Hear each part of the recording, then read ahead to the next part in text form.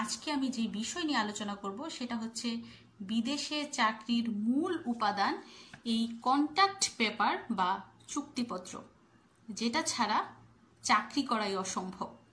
দেশে এবং বিদেশে যে যেইখান থেকেই আমার আজকের এই ভিডিওটি দেখছেন সবাইকে জানাই আন্তরিক শুভেচ্ছা এবং সালাম। আসসালামু আলাইকুম। আমার আজকের ভিডিওটা কিন্তু অন্যান্য ভিডিও থেকে সম্পূর্ণই আলাদা, কারণ আজকের ভিডিওতে আমি আপনাদেরকে এমন কিছু তথ্য দিব যে তথ্যগুলো হয়তো বা আপনারা জানেন কিন্তু আগে কখনো খেয়াল করেননি কিংবা গুরুত্বও দেননি। যারা বিদেশে চাকরি করছেন কিংবা নতুন দেশ থেকে বিদেশে আসবেন চাকরি করার জন্য, তাদের জন্য কিন্তু সেই তথ্যগুলো খুবই গুরুত্বপূর্ণ। আমি আজকে যেই তথ্য দিব সেটা হচ্ছে বিদেশে চাকরির দলিল সম্পর্কিত তথ্য। কি নামটা শুনে অবাক হয়ে গেলেন? অবাক হওয়ারই কথা।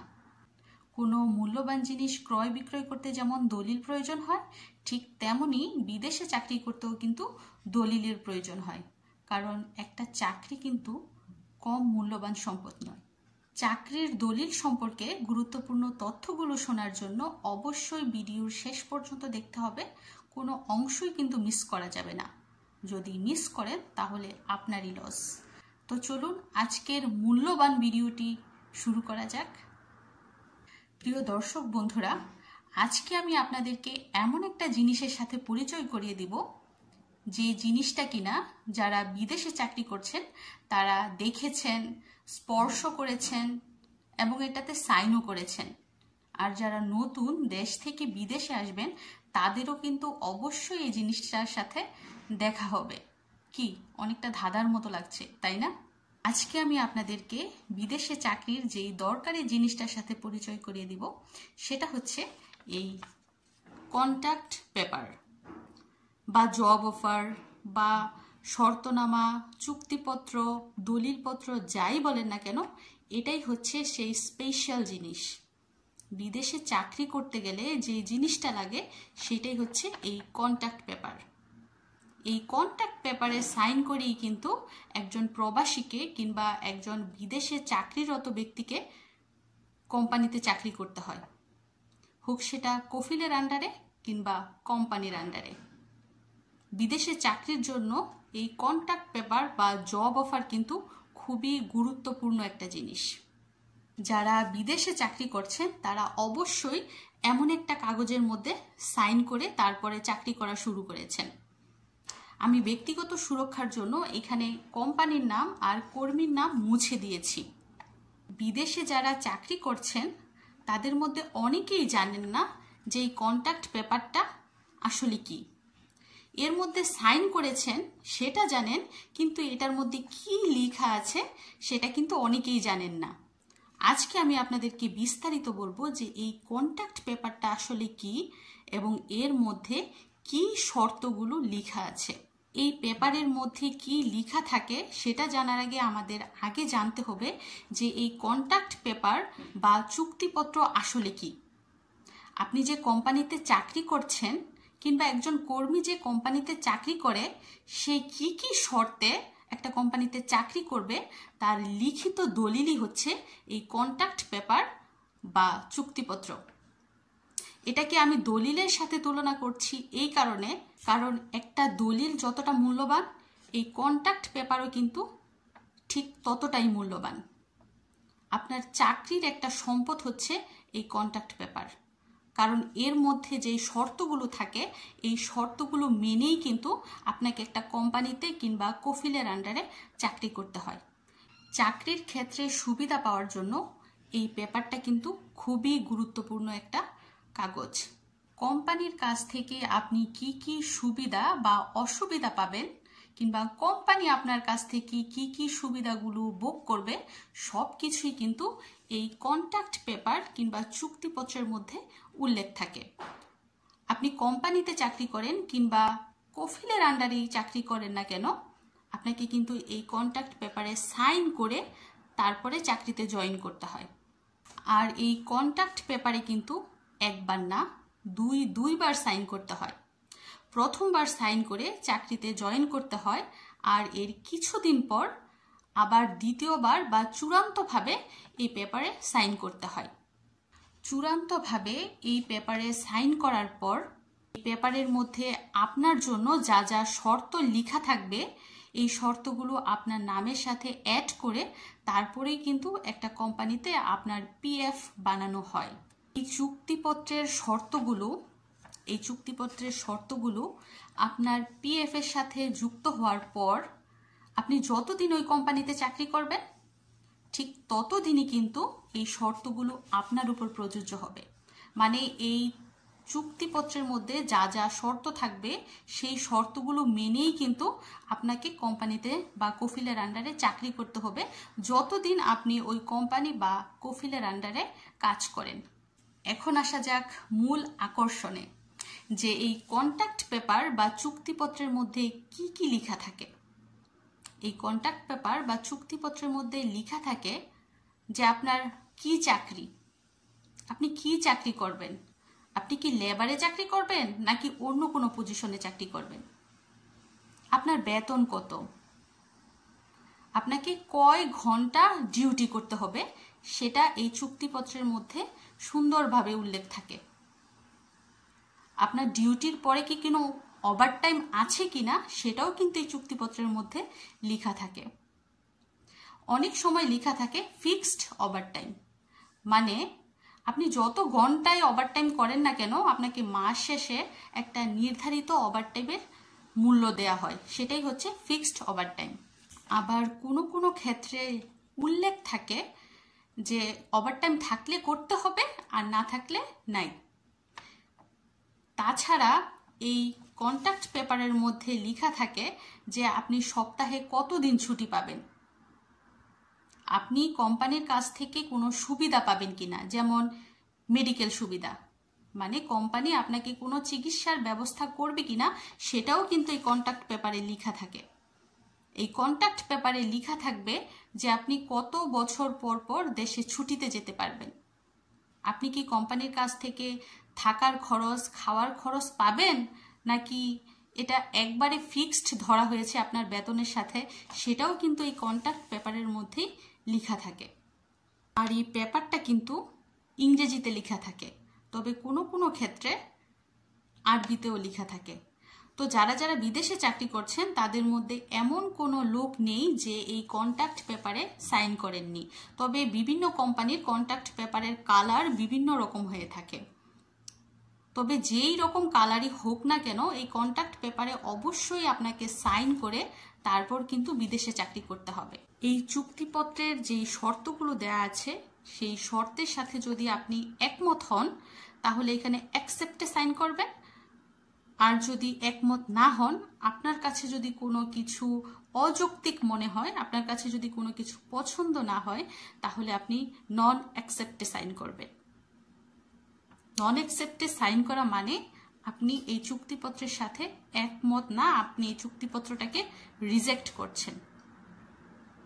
তো এই কন্ট্রাক্ট পেপারে যারা সাইন করেন তাদের মধ্যে কেউ বুঝে সাইন করেন, কেউ বা বাধ্য হয়ে সাইন করেন, আবার কেউ বা বোঝেনি না যে এই কন্ট্রাক্ট পেপারে সাইন করলে আসলে কি হবে। এর মধ্যে যে শর্তগুলো লেখা থাকে এই শর্তগুলো অনুযায়ী কিন্তু আপনাকে কোম্পানিতে বা কফিলের আন্ডারে চাকরি করতে হবে, সেটাই এই পেপারের মধ্যে উল্লেখ থাকে।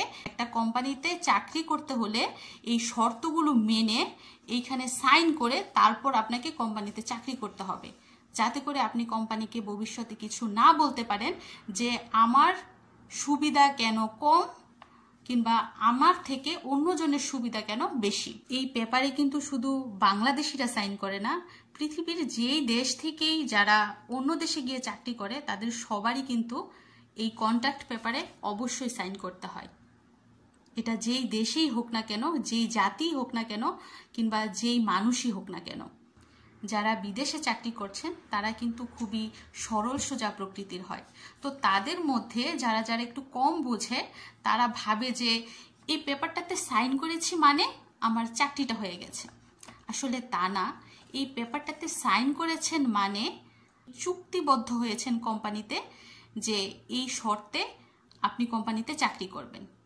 অনেকেই আছে যারা না জেনে না বুঝে এই কন্ট্রাক্ট পেপার বা জব অফারে সাইন করে ফেলে।